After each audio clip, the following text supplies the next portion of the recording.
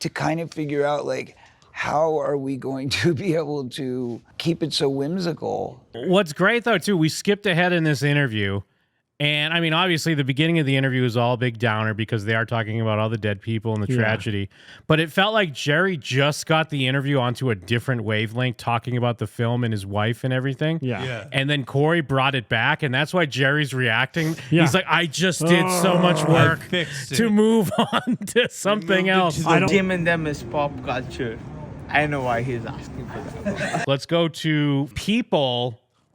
People released this Stand By Me reunion video. I feel like they're trying to rebuild the image of the Goblin Ghoul. Yeah, someone definitely took off whatever he was wearing that day. Like frame him as sympathetic again? Yes, at least that's what I feel, because people are buying into this idea that Corey Feldman's trying to be silenced by Hollywood. Like this is kind of working, especially with all the Epstein stuff going on. The movie is called Stand By Me. Yeah. And there's 4 of us, and we can't stand by River because he's not here. Yeah. So there is this whole bittersweet thing that comes with it, because every time we're together, I just want River to be with us so badly. And now with Rob missing too, I'm sorry, I'm going to get a little emotional, but it's like, I was so hoping that he would be able to join us for this. We had been on tour in December of last year, and we had just an incredible time. It was so special. We had so much fun. On stage was great, but there were lots of times we were in a bus 8 hours a day and we were just talking about stuff and hanging out and like catching up, and very much bringing right to the surface all of the most. I know we've kind of mentioned it before, but people really hate Will Wheaton. Yeah, fuck that guy. Are you are you a person that hates Will Wheaton, Mike, or Jeff? No, he's not great, but I don't really dislike him. Yeah. I don't know. I don't get where. I mean, I guess he was almost like a Chris Hardwick type guy. I was going to say, while, right? I understand why some people don't, because he kind of had that Chris Hardwick, like, elder nerd statesman thing going on. And I could see that kind of being annoying. What I don't like about him, and I don't know anything about him, what do they call that where it's like Peter Parker, WW, like phonetic? Is it like an alliteration? Yeah. Oh, okay. Is that the right word? I don't know. Yes, I don't like when people are too like PP. You just don't like his name? alliterative names? Yeah, I don't like his name. I don't know anything about him, but yeah, fucking kill I yourself. actually like him now, because I never thought about the fact that he had an alliterative name. He has an alliterative name, and I feel like that's not cool. I think that's super cool. I feel like he has a fake beard here. Oh, yeah, he looks like an F to M. bringing right to the surface all of the most wonderful, treasured memories we all had from 1985.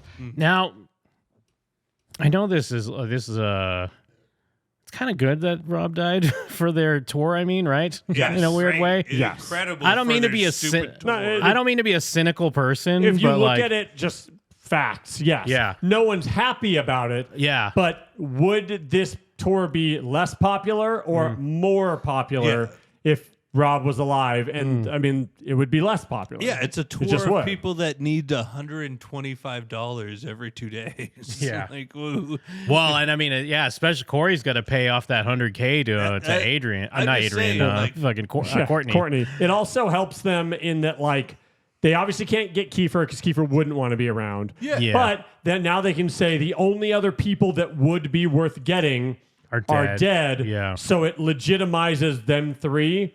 Not that, like, they were washed up nobodies or anything, right? Like, they're the main characters of the movie. But when you do something like this and you're leaving people out, you kind of look at it and go like, why aren't those other guys here? Now they don't even, they can literally go like, we are the only ones that can be here. Isn't it funny how we all fell into basically who we were when we were 11 and 12 and 13? Yeah. Like Now, I need to ask this question. Have people forgotten that Jerry O'Connell was a hunk? I bring it up literally every time he's on the show. Well, because someone in the chat's like, how did he get his hot wife? And it's like, no, he was a hunk. No, he was like remember in Can't Hardly Wait? They had him come in and be He was the old Mike Dexter. Yeah, the guy that used to be popular hot guy is now slightly aged out of it because he's like perfect for that guy. Well, and it used to be a weird trivia of like, hey, that hunk, he was the fat kid on Stand By Me. That was the trivia thing. He was a hunk way longer than he was anything else. We just start kidding around. I mean, we have so much fun together, the three of us. It's crazy. And I mean, like when I get together with the Goonies guys, or I'm sure you guys have other film reunions, you feel that still love, you know, you That feel felt that connection. backhanded. But with the three of us, Because he's thinking like, oh, you don't? Yeah, you he- don't have other reunions? Oh, you don't? Yeah. You weren't in any other movies worth reunionizing Yeah. for? If I was Jerry O'Connell, I'd be like, yeah, oh, like your license to drive reunion? Oh, sorry. Oh, sorry. Me and Ethan Embry and Jennifer Love Hewitt all Yeah. got together recently. It was fucking great. it's different because we had so much fun on that set together. You know, Yeah, That's like- I feel completely comfortable with you guys. You know, I Yeah, have to like really put safe on- and really supported. Just Yeah. like in a. yeah. The movie is called Stand By Imagine Me. feeling safe on a bus with Corey Feldman. Oh, yeah, no fucking way, Yeah, dude. not That's the any first time woman. anyone's ever said that. That's, Not any woman or Wade. I was going to say, that's male privilege right there. yeah. And there's 4 of us, and we can't stand by River because he's not here. Yeah. So there is this whole bittersweet thing that comes with it because every time we're together, I just want River to be with us so badly. Yeah. And now with Rob missing too, I'm sorry, I'm going to get a little emotional, but it's like, He's Is he? not. I mean, It's- is he? nothing happened. He's so bad at pretending to be sad. I'm sorry, I'm gonna turn into a big tomato. And he turns into a tomato. Let's check the emotion check. It's me in Blade Runner, like enhance. It's the 20-minute scene of Blade Runner where he keeps expanding the Yeah, screen. I don't know, bro. I don't know, pal. I was so hoping that he would be able to join us for this. I was counting on it. I was I too. just But he's been expected dead that for we were that That going when we got to to be in the same LA, place he would together. be there, and course. and it's just, Yep. it's really heartbreaking but bittersweet because we do love each other. We have this instant connection, and it's there. The camaraderie is there. The jokes are there. We have so much fun. The paycheck But is there's there. this like looming thing hanging over us, you know. Yeah, I was so grateful immediately when the news came around. I was so grateful That wasn't we me were dead. all reconnected I was because going to say, I was so grateful I to was so hear. grateful I read the news and I wasn't dead. They're about to say your name, and I'm like, please don't say Jerry O'Connell. Please don't say Jerry I got O'Connell. stabbed by my son and my wife.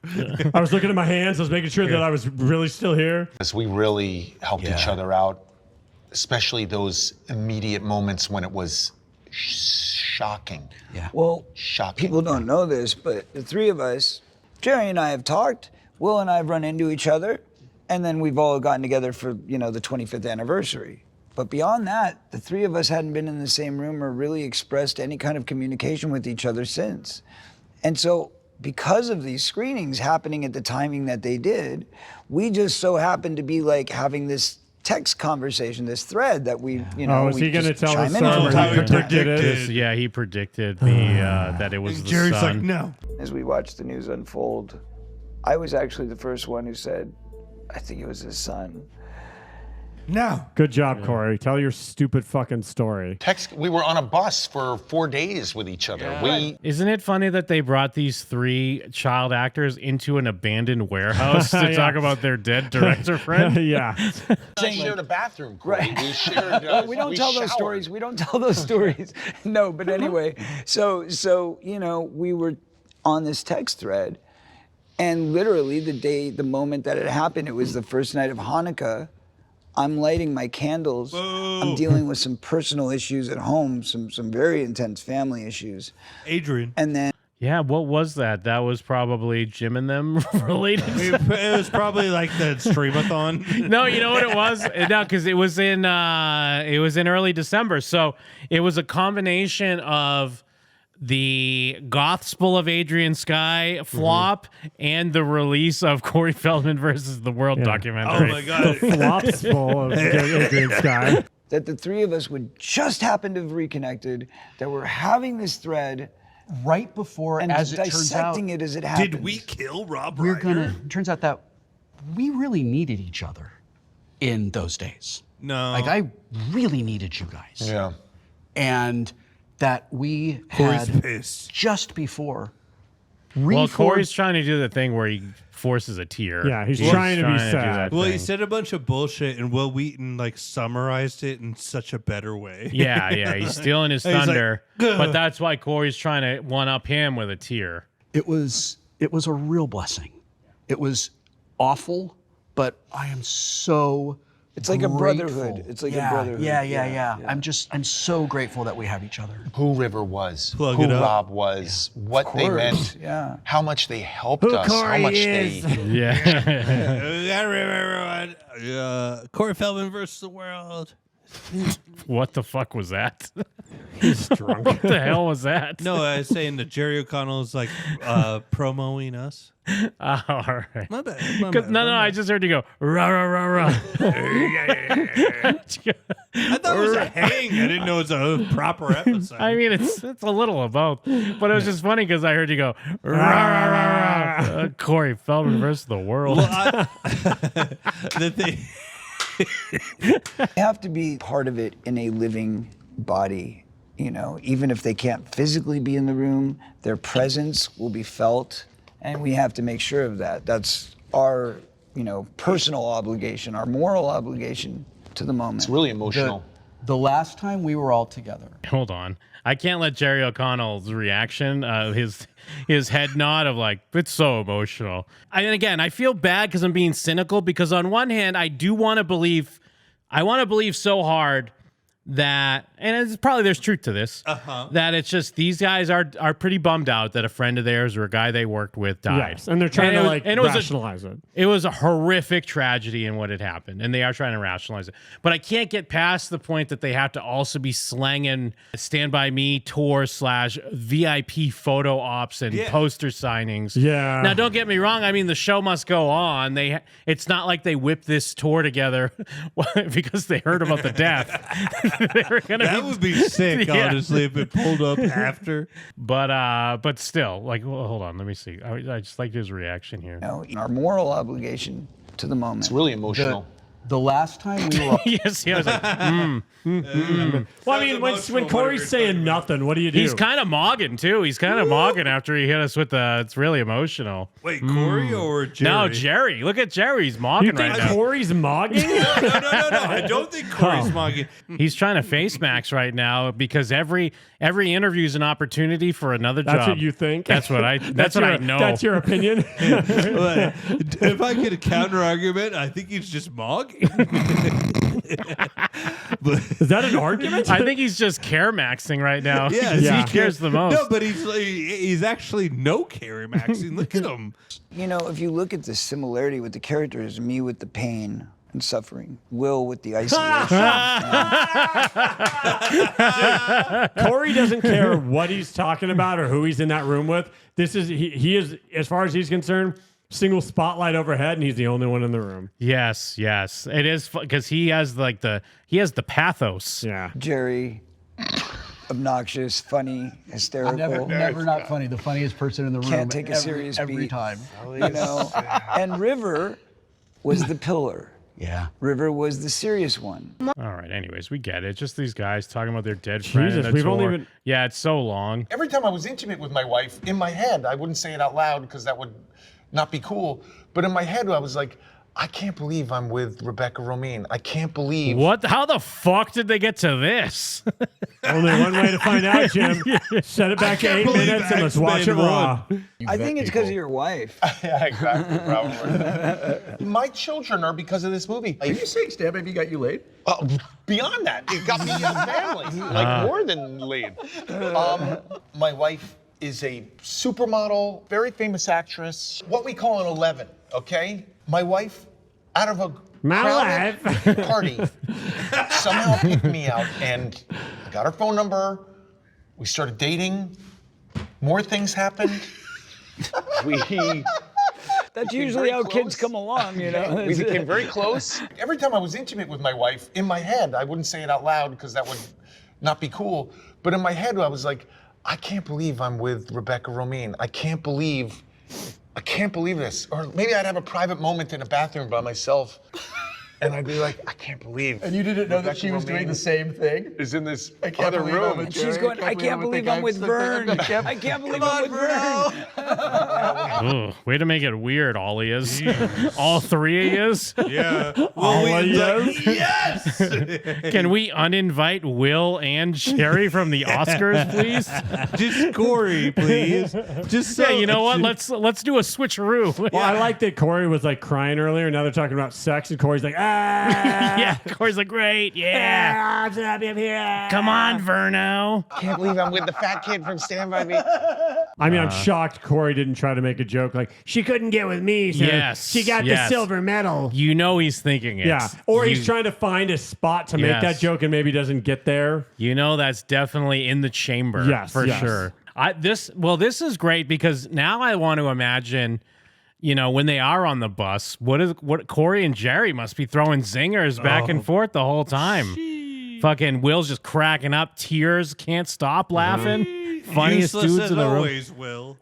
Corey just coming up with fun new ways to pretend to jerk off and suck dicks, and Jerry's like, "What?"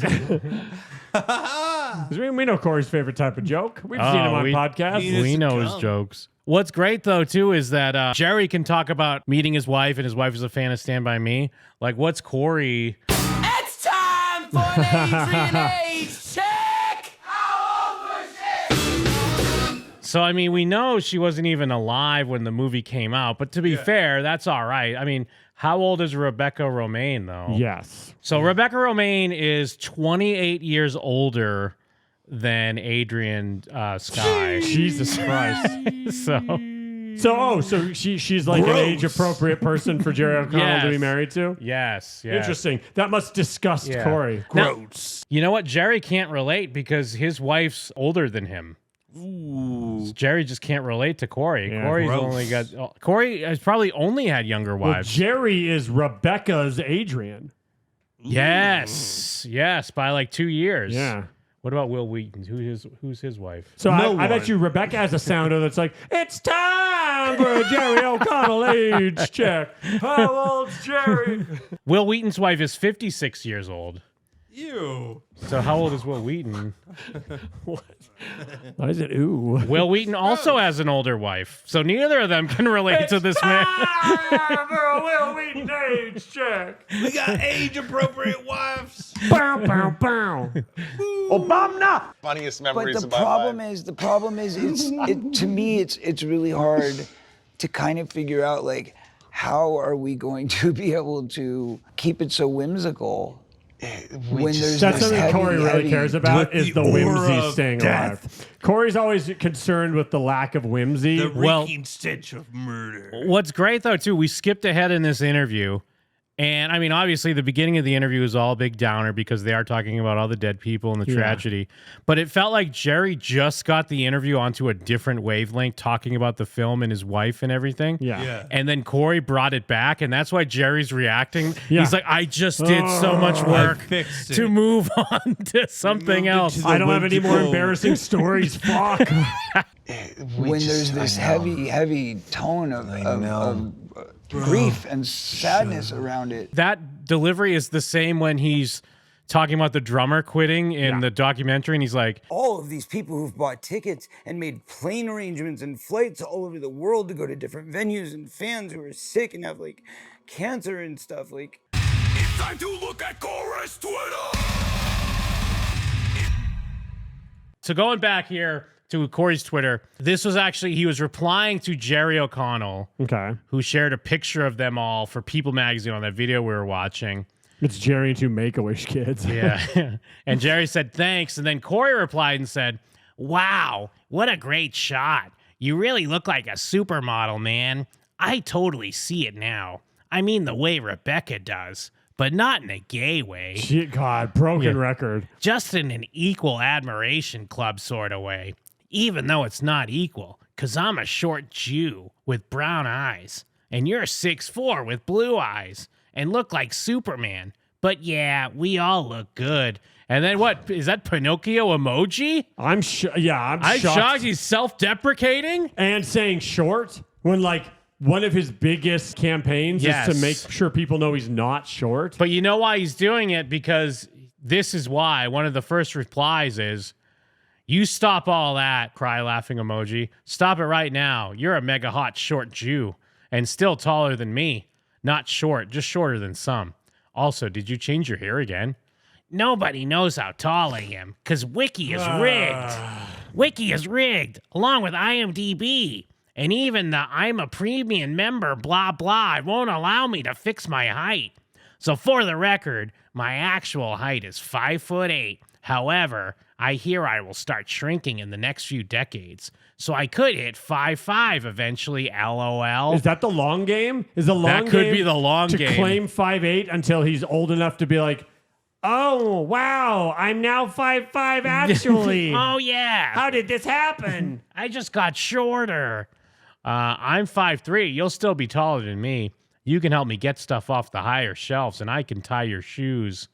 But back to your hair. It looks darker again. Come back to the brunette side, Corey. You've always had the best hair.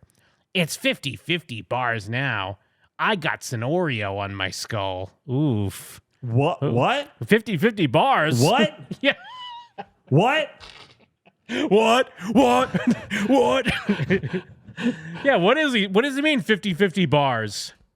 I don't understand any of that. Is he dropping some fucking 5D bars on our ass? I understand exactly 0% of the entire tweet. I mean, I know he's saying Oreo because he's got black and white hair. I know he's doing but it's gray. It's That's black true. and gray. It is gray. It's not even gray. white. But that's what he's going for. Okay. But I don't know about the 50-50 bars. It's 50-50. Is it like a barcode because it's black and white? Is he just naming two things that are black and white, but he's doing a bad job at explaining that? Maybe. Oh, yeah. Is a 50-50 bar some sort of dessert that we don't know of? Like a black and white. I was just in New York. I got a black and white cookie. I will Google. That's a thing. Let's see. Oh, so someone did. They pulled his What a Great Shot, not in a gay way, and they tagged Big J. And they said, Big J Ogerson, please see this dude. And then Corey replied to that, though, and he said, is that your bitch? So Wow. God his ass. Wow. And then I think he replied again. Actually, hold on. There was another reply I thought he had to this. Oh, no, here it is. Yeah. Oh, sorry. I guess you're her bitch. My bad. So he's calling, for number one, he's calling Big J. You hear this, Big J? A woman? Big J, are you listening to this? He's hitting you with the fucking femme pronouns. Owned your ass. But this dude's your bitch, Big J. So you're going to let him just say that shit about you? I hope not, bro. I don't think you will. That's my opinion. I don't think he's going to back down. Jim, I got a hot take. I don't think he's going to let him do it. Yeah, oh, this one's good too. So this is going back to the interview we were watching. Why do Will and Corey have their legs crossed like that? I mean, the other actor on the right is sitting like most men, not swishing the nuggets into an oblivion. There's a lady, too. Well, probably not really a lady. He's obviously got a lot more to work with than us. I mean, we're Minutemen, if you know, LOL. I mean, really, he's got big hands, big feet. You get the rest. What is this new bit Corey's doing where Jerry O'Connell's so handsome that it humbles Corey? Yeah. I hope that he heard me talking about how he has a big fat hog and he stole my bit and applied it to Jerry O'Connell. Because that was my bit, talking about how Corey's got a goddamn hanger. Oh, yeah. So more, this is his more stuff from the tour. I do like they included Adrian in their sitcom-y picture here. I was going to ask, why is Adrian in that picture? I guess for the goof. Who knows? The good times have begun, and we haven't even let the crowds in yet. Check out the gorgeous Carnegie Hall, Pittsburgh, where we will be presenting #StandByMeLive shortly. Here's a few exclusive pics with my good friends, Jerry O'Connell, Will Wheaton, and my girlfriend, Adrian Skye. I thought it was just a friend of his. Yeah, I thought it was just Corey's friend. Yeah, Corey's friend. According to Dancing with the Stars, Adrian Skye is just your friend. Yeah. I gotta play here. Look at this place. Yeah, Corey, you got to play here. Oh my God, is this beautiful? Okay. Okay. I'm gonna have to get down tonight. I'm gonna bring out my guitar. That's it. He probably says that at almost every event. But he's doing that thing where he's acting like he's joking, where he's like, hey, what if I brought out my guitar? Yeah. But eventually he's going to keep the joke, and hopefully maybe Jerry or someone will be like, I don't know. Maybe you could play like Stand By Me, I guess. Well, and also the biggest place he's ever played was like a municipal amphitheater. So he goes to a place and he's like, oh my God, I've literally never been somewhere like this. I don't get it. This isn't a bar. How is there a show here? I'm gonna get down tonight. I'm gonna bring out my guitar. That's it. I'm getting down. Doing some Stand By Me live for real. For real. Dude, yeah. It's like, oh, stop making that same joke. No, you're not. Yeah. Will Wheaton's like, no, you're absolutely not. You're not playing any music. Will Wheaton's in the other room with wire cutters, just cutting all the guitar strings, making damn sure he can't. This was after the Kiefer thing. Someone says, fuck off, you perverted, druggy misogynist. All caps using abusive loser. For real, go to hell. Jesus Christ. From Blaze the movie, moron. Now that's nice. What a wonderful way to start my day. With an insanely innocuous, inverted, inbred, insulting imbecile taunting me terribly. Ooh, he kind of tried to come back at his ass. Some of those eyes aren't quite appropriate, but I get what he was going for. Yeah, you know what he was going for. Fuck off, you perverted, druggy, misogynist, all caps using abusive loser. For real, go to hell. Wow. Nice. Some people, like we talk about this all the time. Some people really go for the jugular, which is funny because it's never anyone related to our show, but we're the devil. We're the ones just saying like, "Hey, let's be friends," or "Hey, fucking, what's the friendship arc?" We're hot off of our New York City trip. We went to New York this past weekend. We were there at the Alamo Drafthouse in Lower Manhattan for a couple screenings of Corey Feldman versus the World, the documentary directed by Marcy Hume. Jezebel Sweet was in attendance. Margot Lane was in attendance. Adam Franklin, the editor, was in attendance. Adam's so fucking cool. And your boys Jim and them were there. And actually, I do have a quick clip from the intro. There was a 7 p.m. screening that we were at. We were in that screening. We didn't get to do the Q&A for that one. And then there was a 9:30 screening, which Marcy brought us out at the beginning to do a quick intro. You're about to watch a divine piece of art at the Alamo Drafthouse. So enjoy it. But don't talk. Don't text. Don't use cell phones. Watch the movie and enjoy. Good night. Brilliant move by the Alamo Drafthouse to use the Corey Feldman bumper to open the documentary that he despises. Absolutely. After receiving a cease and desist that they decided not to honor. Yeah. Which, by the way, shout outs to them because they did receive one and they said, get fucked. Yeah, absolutely. Shout outs to the Alamo Drafthouse for ignoring the cease and desist. Watch the movie and enjoy. Good night.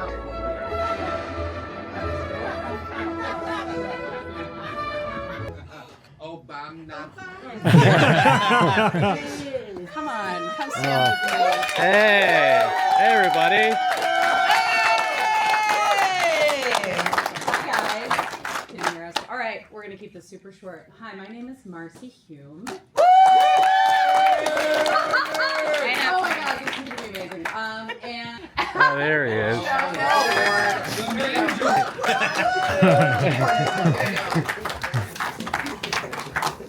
Alamo Drafthouse, what the fuck is up? Y'all ready to see the Goblin Ghoul versus the World? Yeah! Well, let's fucking go! You know, Jim, I got one thing to say. I feel like right before the movie. Kiss him if you got him. Yes. Kiss him if you got him. There's a lot of 22 you see a million people that was what I was going to say earlier. It was shocking how everyone had a 22. Dude, yeah. Some guy told me that he watched the Margot video and started liking us and got a 22. Yeah, no, it's great. Really? It's great how many people had 22s. I mean, yeah, when we were doing the Q&A at the end, you could see them all glistening in the light. You could see all the 22s on full display. You love to see it. You love it. You really do love it. All right, enjoy the movie. Good job. All right, well done. Oh, here comes Dad. Oh my God, what a magical night. Did you guys like the movie? Here we go. Wrap it up, Jeff. I got one thing and one thing only to say. Obama. Yeah! Over here. So yeah, there you go. That was just our intro. Because I mean, I do have the full Q&A. I don't know if I just need to like upload that separately or what. Yeah, it went well. It was great to see so many people came out. It was amazing. Amazing. And then there was even other people that were in the screening before this. So that was cool to see. I mean, they missed out on our Q&A, but we got to talk to a lot of them in the bar ahead of time or in the lobby after the 7 p.m. screening before this screening. A couple people that were in both. Yes. What's hilarious, though, too, looking at this shot, I think it had to have been these two people here, 2208 and 2209. No clue. They're two people that have no idea who we are.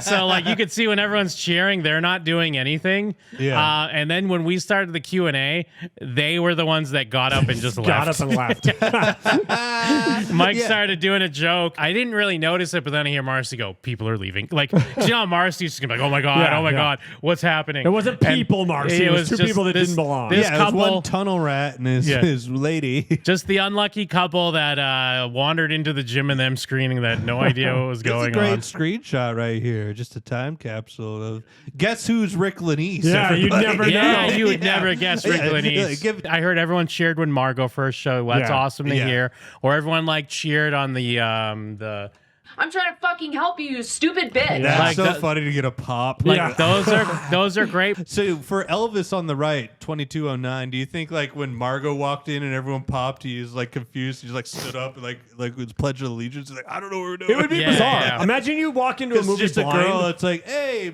Margot. Like, that would be crazy. You're someone in does this a backflip. I can't even imagine what it would be like to be in a movie that you didn't know what was going on. Yeah. On the same level that everyone else in the room did. Yeah. Someone starts the wave right next to him. It's like being on that TV show Jury Duty. Yes. Yeah. Like you just think it's some big prank. Yeah.